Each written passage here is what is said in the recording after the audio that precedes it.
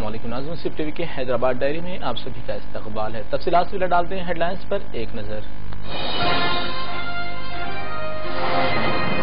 तेलंगाना में swine flu से अवाम है अभी भी परेशान, मजीद 6 केसेस हुए दर्ज। स्वाइन फ्लू को आरोग्यश्री के दायरे कार में लाने का चीफ मिनिस्टर केसीआर ने किया ऐलान।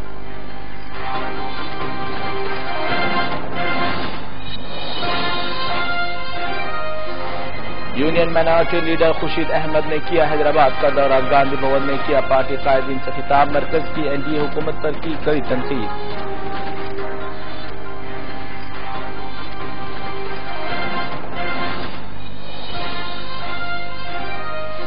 और ग्रेटर हैदराबाद के हाथी में आरटीसी की जानिब से मनाया गया road safety week, best drivers में किए गए अवार्ड तकसीम।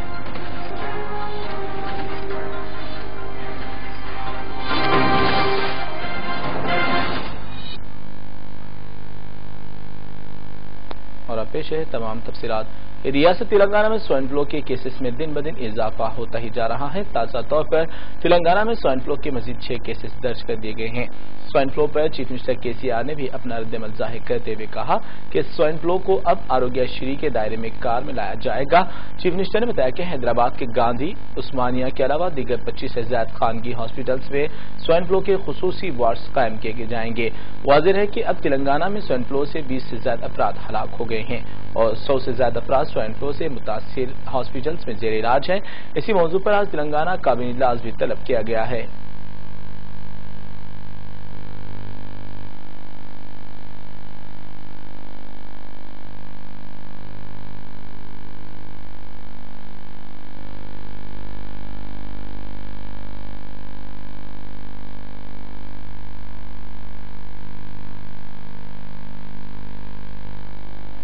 ट्रैफिक पुलिस की जानिब से ड्रिंक एंड ड्राइव के खिलाफ मुहिम जारी है। Traffic additional commissioner of police Jitendra ने मीडिया से बात करते हुए कहा कि शहर में नशा करते हुए गाड़ी चलाने वालों के खिलाफ ट्रैफिक पुलिस सख्त कार्रवाई कर रही है। रोजाना शहर के मुख्तलिफ मकामात पर रात के औकात में ट्रैफिक अहदेदार गाड़ियां चलाने वालों की जांच कर रही है। एडिशनल कमिश्नर ने बताया कि नशे की हालत में गाड़ियां चलाने से हादसात में दिन ब दिन इजाफा होता ही जा रहा है। हादसात पर काबू पाने के लिए इस तरह के इकदाम किए जा रहे हैं।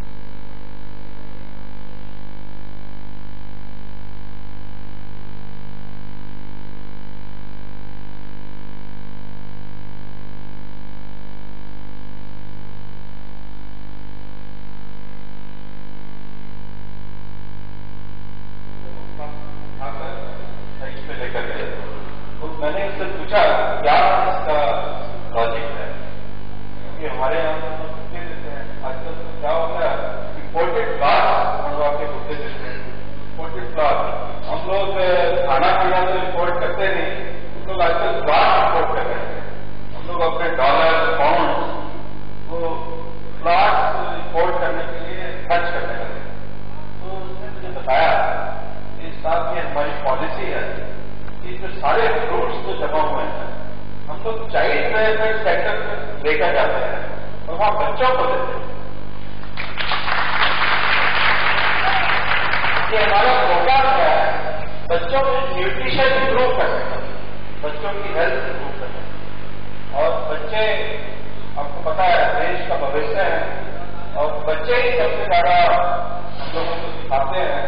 और हम लोग इसलिए क्या करते हैं कि हम लोग बड़ों को नहीं सिखाते जाते, हम लोग बच्चों को सिखाते हैं ताकि बच्चे बड़ों को सिखाएं। तो वही आज देखने को मिल रहा है। अब सब पेंटिंग देखिए, स्केचिंग देखिए, सारे इश्यूज जो सेफ्टी के हैं उन्होंने वही हाईलाइट करे।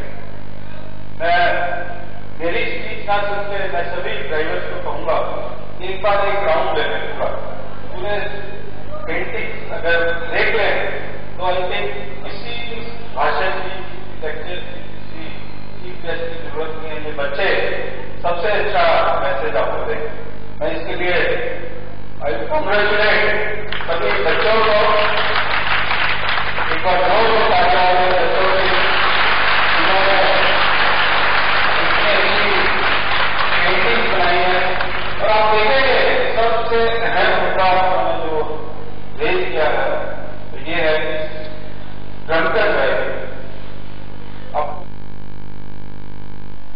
दूसरी जानिब national minority leader Khursheed Ahmed ने अपने दौरे हैदराबाद के मौके पर मीडिया से बात करते हुए मरकज की एनडीए हुकूमत पर सख्त तनकीद की। इन्होंने बताया कि मरकजी हुकूमत सिर्फ वादा करती है जबकि अमल आवरी में वो बहुत पीछे हैं। इन्होंने बताया कि प्राइम मिनिस्टर नरेंद्र मोदी ने इंतखाबात के मौके पर अवाम से कई वादे किए थे, ब्लैक मनी को मुल्क में वापस लाने का ऐलान किया था, मगर अब तक एक भी वादा पूरा नहीं हुआ। इसी तरह दहली इंतखाबात से मुतालिक पूछे गए सवाल पर इन्होंने कहा कि दहली असेंबली इंतखाबात में कांग्रेस पार्टी की जीत यकीनी है। मुंसिफ टीवी में आपका इस्तकबाल है। मैं सुजाता, आज मेरे साथ है all India minority cell chairman और कांग्रेस सीनियर नेता खुर्शीद अहमद सैयद। आइए इनसे पूछते जानने की कोशिश करते हैं कि बोलिए सर, अब माइनॉरिटी का इश्यूज, बहुत से इश्यूज चल रहे हैं, स्पेशली बीजेपी पार्टी कह रही है कि हिंदुस्तान को हिंदू देश बनाना बोल के, कहाँ तक सही है?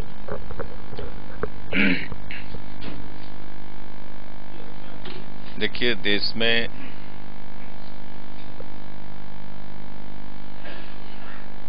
हमारे संविधान के हिसाब से, हमारे कॉन्स्टिट्यूशन के हिसाब से देश में 6 अल्पसंख्यक जातियां हैं, जिसमें मुसलमान हैं, सिख हैं, ईसाई हैं, जैन हैं, पारसी हैं और बुद्धिस्ट हैं। और दूसरी बात यह है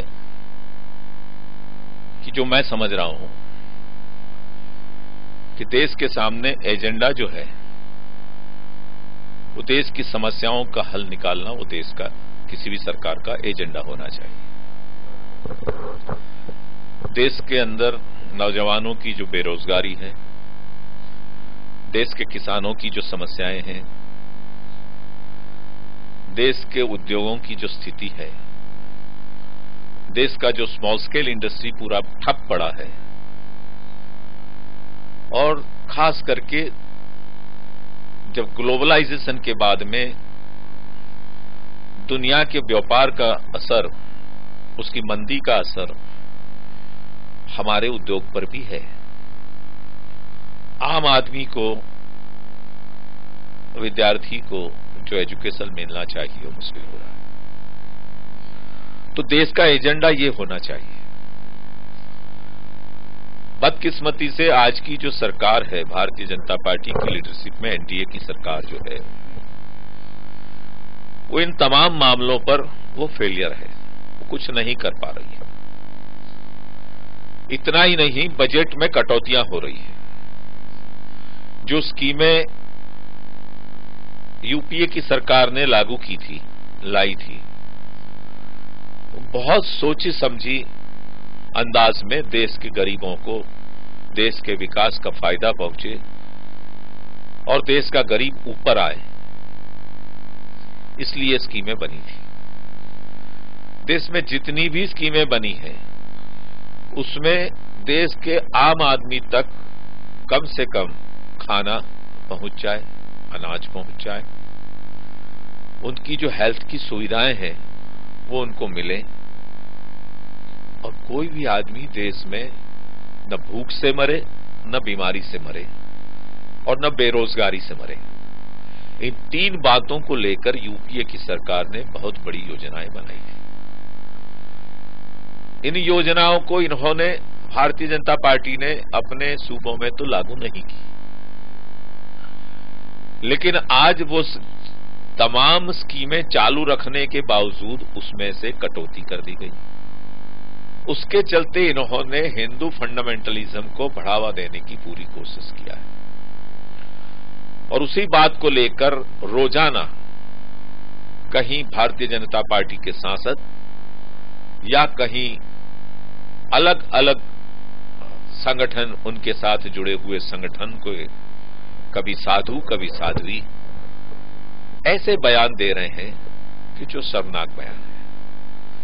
शर्मनाक इसलिए कहता हूं कि देश की हर मां, बहन, बेटी का एक अपना इज्जत का मुकाम है लोगों के, और ऐसे मौके पे ये कहना कि तुम 3 बच्चे पैदा करो, तुम 4 बच्चे पैदा करो, तुम 10 बच्चे पैदा करो, तो हिंदुस्तान की मां, बहन, बेटियां कोई फैक्ट्री नहीं है, वहां कोई प्रोडक्शन नहीं लेना है, और वो एक नेचुरल प्रोसेस है। इसके ऊपर ऐसी बात करना, इससे बड़ी बेवकूफी की बात कोई हो नहीं सकती। लेकिन इन्होंने सोचा कि देश में इसी फंदे को अपनाया जाए और इसी के चलते हो सकता है कि सामने भी मुसलमानों में भी फंडामेंटलिज्म डेवलप हो। ये इनकी नीति है कि मुसलमानों में, देश के अल्पसंख्यकों में फंडामेंटलिज्म को डेवलप किया जाए। आज हम गर्व के साथ कह सकते हैं कि हिंदुस्तान में मुसलमान फंडामेंटलिज्म में नहीं है। देश के मुसलमानों में फंडामेंटलिज्म नहीं है, ना ही इतनी कोशिश के बाद ये डेवलप हो रहा, ये नहीं डेवलप हो रहा। देश का मुसलमान किसी भी फंडामेंटलिज्म को लेकर चलने वाली विदेशी ताकतों के साथ जुड़ा नहीं है। सर, आप कह रहे हैं कि बीजेपी पार्टी जाकर एजुकेशन और एम्प्लॉयमेंट जो रोजगारी मिलना चाहिए उससे नहीं मिला, मगर मोदी कह रहे हैं कि मेक इंडिया बोल के फॉरेन भी जा रहे, बहुत से ऐसे काम कर रहे, इससे इंडिया डेवलपमेंट होता बोल के। ये कहाँ तक सच है कि मोदी का जो सोचना, जो अंदाज है वो सही है क्या? देखिए, देश सूत्रों से नहीं चलता। देश टीवी और मीडिया पे प्रोग्राम देने से नहीं चलता। देश डिबेट से नहीं चलता। देश नीतियों से चलता है और उस नीतियों में औद्योगिक पॉलिसी भी हो सकती है, उस नीतियों में विदेश की नीति भी हो सकती है, इस नीतियों में व्यापार की नीतियां भी हो सकती है, इस देश में एजुकेशन की नीतियां भी हो सकती है, इस देश में और जितने भी युवाओं के लिए, युवाओं के विकास के लिए नीतियां बननी चाहिए वो हो सकती। वो उसमें कहीं कोई कामयाबी नहीं मिली और सूत्रों के चलते। और दूसरी जानिब national minority leader Khursheed Ahmed ने गांधी भवन का दौरा किया। इसी मौके पर उनके हमरा माइनॉरिटी कायद सिराजुद्दीन के अलावा दीगर कायदीन भी मौजूद थे। इन्होंने बताया कि बीजेपी के कई कायदीन अवाम की तवज्जो हटाने के लिए मुतनाज़ा बयान दे रहे हैं। इसके अलावा पड़ोसी ममालिक के साथ साथ ताल्लुकात के क़याम में बीजेपी की पॉलिसी पर भी इन्होंने सख्त तनकीद की।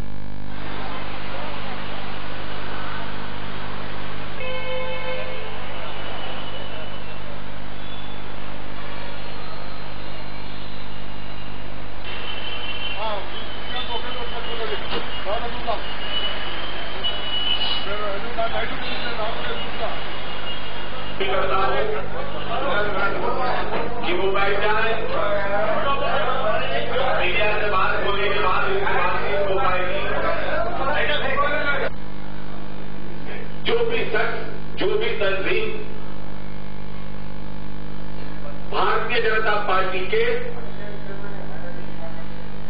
नासमझ, बेवकूफ और गंदे लोगों के निवेदन का जवाब देंगे इस ढंग से, उनके ढंग से, ऐसी तमाम तंजीमें भारतीय जनता पार्टी की मदद करने के लिए, उसके विचारधारा को फैलाने के लिए वो रिएक्शन दे रही है। वो मेरा स्पष्ट निजी मंतव्य भी है और हमारा बहुत स्पष्ट सोच है। ऐसी कोई भी तंजीम हो, किसी भी सूबे में हो, तो उसको आप लोगों को नकारना चाहिए, उसको पहचान लेना चाहिए। हमने ये फैसला किया है कि देश के अंदर, देश के संविधान में 6 जातियां जो है उसको रिलीजियस माइनॉरिटी का स्टेटस, वो 6 जातियों में मुसलमान है, ईसाई है, सिख है, जैन है, पारसी है और बुद्धिस्ट है। हमारा ये फैसला है कि ये 6 जातियों को एडिक्वेट रिप्रेजेंटेशन मिलना चाहिए। हमारा ये भी फैसला है कि 20% कम से कम इन लोगों को अपने संगठन में स्थान देना चाहिए। हमारा ये भी फैसला है कि 20% मिनिमम, ज्यादा दे सकते हैं, 20% महिलाओं को इसमें स्थान मिलना चाहिए। पहले हमारे संगठन में ये स्थिति नहीं थी, इसलिए हमने इसको डिसॉल्व करने का फैसला किया। ये हकीकत है कि सूबे के पीसीसी के प्रेसिडेंट से हम रिकमेंडेशन मांगते हैं। ये और बात, ये सिस्टम है और ये सिस्टम का हिस्सा है, लेकिन पसंदगी का अधिकार सिर्फ और सिर्फ एआईसीसी के चेयरमैन और मैडम हमारी अध्यक्षता जो है उसके अप्रूवल से वो चेयरमैन की अपॉइंटमेंट होती है। उनकी अध्यक्षता श्रीमती सोनिया गांधी के अप्रूवल के बगैर एक भी चेयरमैन की अपॉइंटमेंट नहीं हो सकती। ये मैं आपको लिखने को कहता हूं। एआईसीसी के माइनॉरिटी सेल के चेयरमैन खुर्शीद अहमद सैयद आज गांधी भवन में आए हैं। यहाँ पर एक मीटिंग के दौरान उन्होंने कहा कि एनडीए सरकार पूरी तरीके से हारी हुई सरकार है। मोदी सरकार सिर्फ कैमरास के आगे रहने के लिए बेमतलब की स्कीम्स चलाती है।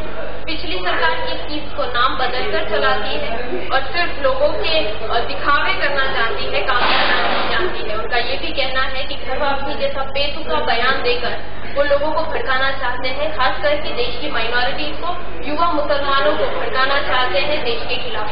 कैमरा पर्सन समझ के साथ मैं प्रियंका मुस्तकीरी। बढ़ते हैं मजीद खबरों की जानिब। नेचुरल ऑयल की जानिब से मेरठ होटल में एक प्रेस कॉन्फ्रेंस मुनक्किद हुई। नेचुरल ऑयल को एशिया का बेस्ट ऑयल अवार्ड दिया गया है। नेचुरल ऑयल के मैनेजिंग डायरेक्टर ने मीडिया से बात करते हुए कहा कि महाराष्ट्र, तमिलनाडु और छत्तीसगढ़ में प्लांट्स कायम किए गए हैं। इसी तरह एपी में कृष्णापट्टनम और तेलंगाना के इलाके महेश्वरम में भी एक प्लांट कायम किया गया है। इन्होंने बताया कि अगर तेलंगाना हुकूमत प्लांट के क्याम की इजाजत देती है तो तेलंगाना के मुख्तलिफ अजला में मजीद प्लांट्स कायम किए जाएंगे। इसी तरह दीगर अफराद को भी रोजगार से जोड़ने का इन्होंने तयक़ुन दिया।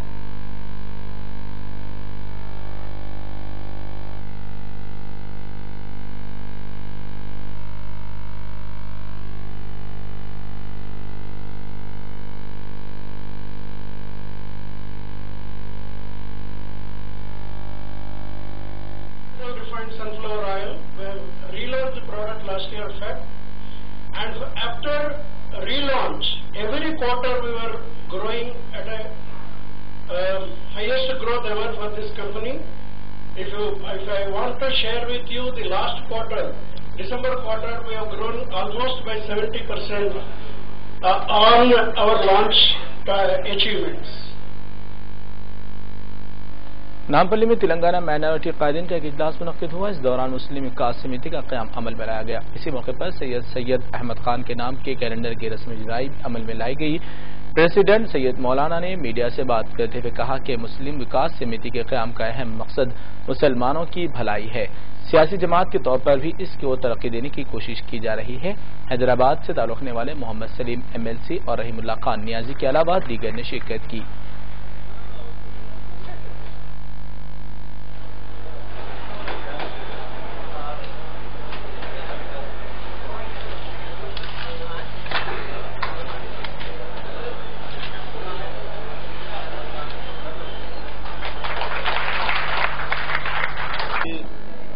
का आज जो है एक इनॉग्रल फंक्शन है। मुस्लिम विकास समिति का इनॉग्रल फंक्शन है और आज के इस मुबारक मौके पर सर सैयद अहमद खान साहब की फोटो के साथ कैलेंडर भी इजरा किया गया है। और आपको बताना ये है कि शेख मौलाना जिसका ताल्लुक कोदाड़ से है, उन्होंने एक बड़ी टीम के साथ ये समिति कायम की है और इसका मकसद और मंशा ये है कि दूसरी जानिब साउथ जोन DCP सत्यनारायणा ने ओल्ड कमिश्नर ऑफिस में 4 सारिकों को आज मीडिया के रूबरू पेश किया। इस मौके पर सारिकों के कब्जे से एक गन के अलावा कई कारतूस और सोने के जेवरात को भी जब्त कर लिया गया। सारिकों की ये टोली साबिक MLC के मकान में भी सुरखा कर चुकी थी। वेस्ट जोन DCP की टीम ने सारिकों की टोली को अदालत तहवील में दे दिया है।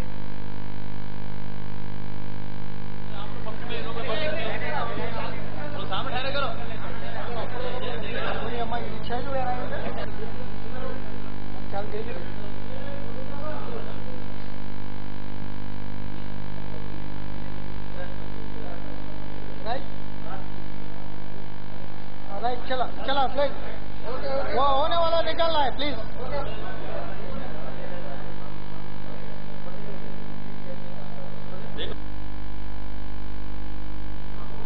साउथ जोन का अंदर डबीरपुरा जुरिस्डिक्शन पे 31st नाइट ये को हाउस ब्रेकिंग हुआ था। ये अब्दुल्ला बेग का घर पे ये लॉक ब्रेक कर 1 लाख वर्थ पूरा बैंगल्स ये ऑर्नामेंट्स चोरी कर दिया गया। उस टाइम में एक .22 रिवॉल्वर भी चोरी हुआ था, लेकिन ये .22 रिवॉल्वर ये हाफिज यूसुफ XMLC का सन डॉक्टर ताहिर, वो अमेरिका में काम करता था, उनके ऊपर ये लाइसेंस का रिवॉल्वर .22 शामिल था। ये चुराना में, ऑर्नामेंट चुराना में वो भी ले गए थे। ये चार आदमी काचीगुड़ा पुलिस का सपोर्ट पे, ये पूरा एक सुरेंदर, ताकी अली, मिस्टर चांद एंड जौहर मेहदी, ये चार ये हाउस ब्रेक ऑफेंडर्स थे, बहुत केस में इन्वॉल्व थे। तो नाज़रीन, इसी के साथ मुस्लिम टीवी हैदराबाद डायरी का सिलसिला ये अख्ताम पजीर होता है। दीगर खबरों के लिए आप बने रहिए मुस्लिम टीवी के साथ। जल्द हाजिर होते हैं दोबारा प्राइम टाइम के साथ। फिलहाल मुझे दीजिए इजाज़त। अल्लाह।